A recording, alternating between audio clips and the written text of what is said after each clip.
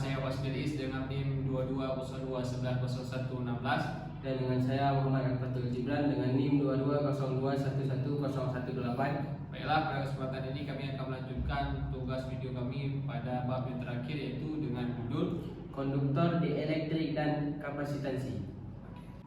Baik, pada penjelasan kelima ini jadi kami ingin menjelaskan tentang konduktor dielektrik dan kapasitansi. Sebelum jauh kita menjelaskannya, yaitu terlebih dahulu kita mengenal apa yang dimaksud dengan konduktor.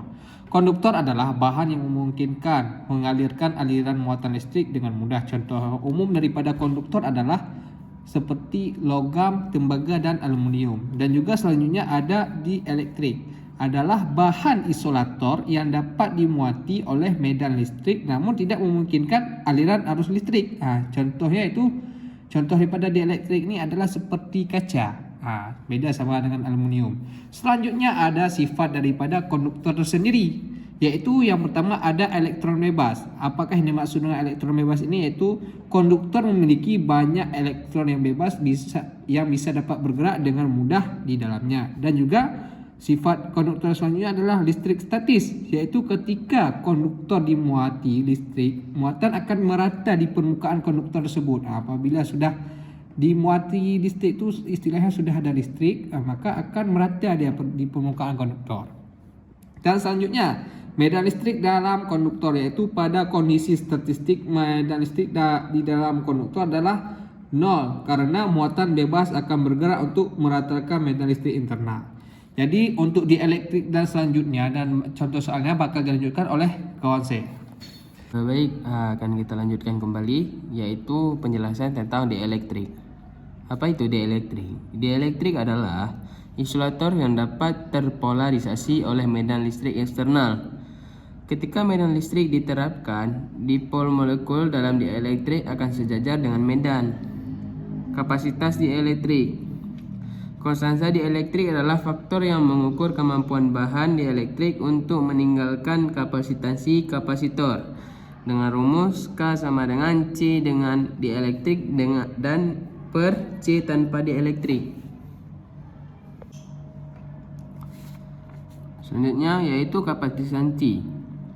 Definisi kapasitansi adalah kapasitansi atau disebut juga dengan C adalah kemampuan suatu sistem untuk menyimpan muatan listrik. Rumusnya yaitu C sama dengan Q per V, di mana C seperti kita ketahui tadi yaitu kapasitansi, Q sama dengan muatan yang disimpan, dan V sama dengan tegangan antara dua pelat. Jadi selanjutnya akan kita lanjutkan kepada contoh soal. Berhubung dengan penjelasan dari kapasitansi telah selesai, maka akan kita lanjutkan kepada contoh soal. Di sini ada sebuah kapasitor plat paralel memiliki luas plat A sama dengan 0,5 meter kuadrat dan jarak antar plat D sama dengan 2 mm. Jika bahan dielektrik dengan konstanta dielektrik C sama dengan 4 dimasukkan di antara plat, hitung kapasitansi kapasitor.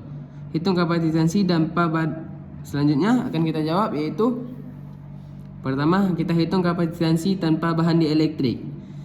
Dengan kapasitansinya C sama dengan 1. C tanpa dielektrik sama dengan E epsilon 0 A per D. C tanpa dielektrik sama dengan 8 kali 85 kali 10 pangkat min 12 kali 0,5 per 2 kali 10 pangkat min 3. C tanpa dielektriknya adalah sama dengan 2,21 kali 10 pangkat min 12 F. Selanjutnya kita hitung kapasitansi dengan bahan dielektrik dengan C sama dengan 4, atau kapasitansi sama dengan 4. C dengan dielektrik K kali C tanpa dielektrik. C dengan dielektrik sama dengan 4 kali 2,21 kali 10 pangkat min 12. Karena C tanpa dielektriknya tadi sudah kita ketahui di atas, yaitu 2,21 kali 10 pangkat min 12. Jadi kita kalikan kedua ini, maka akan muncul hasil C dengan dielektrik sama dengan 8,84 kali 10 pangkat min 2 F. Mungkin sampai cukup di sini yang dapat kami jelaskan. Lebih dan kurang kami mohon maaf. Apabila ada kesalahan mohon ditegur melalui kolom komen ya.